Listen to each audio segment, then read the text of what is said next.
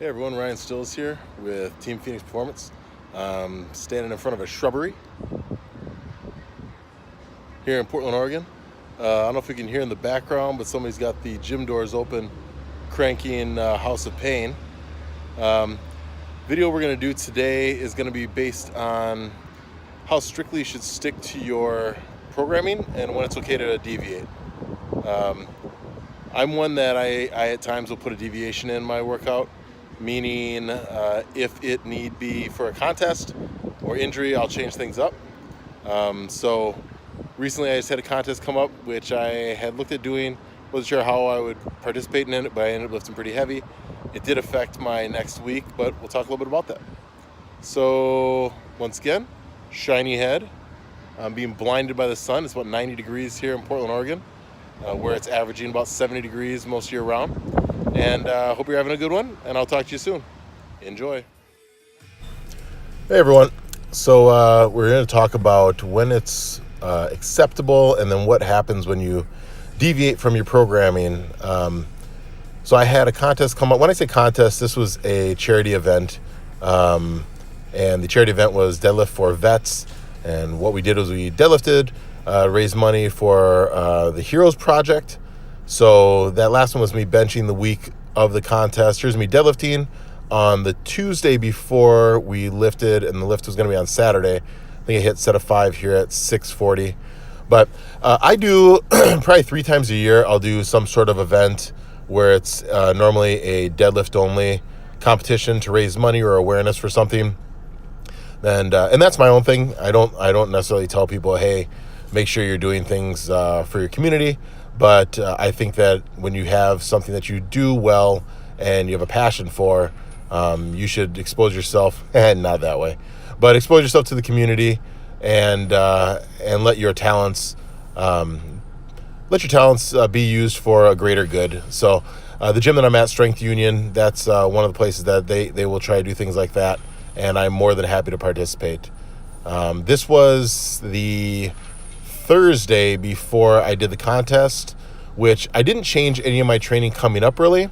So I still, had heavy squats. I think this is 630 pounds, 650 at the top, and about 100 pounds less. Here was my first competition lift at the Deadlift for Vets. It says 765 pounds. Advantage, disadvantage of doing something like this. Advantage, I was able to see how the heavyweight feels. 765, as you can see, moved really well, somewhere between an opener and a second attempt. This one here is 821 pounds. This was unofficially heavier than the IPF world record for the open men's 120 category. I wanted to see how it felt. This is going to be the heaviest I'll pull before nationals, but I've never had 800 or so in my hands. But the 794 I had at Worlds was pretty good. So I thought I'd give it a try. As you can tell, got it up to about my knees. Just shy, couldn't hold on to it. There's my lovely other half. We'll talk about her in a bit. But I just missed that deadlift. But I was able to learn a couple things. So here is Mel. This is, here's my fiance. She is pulling 305 at 119 pounds. Also one of the reasons that I did the event. We don't get to lift together that often.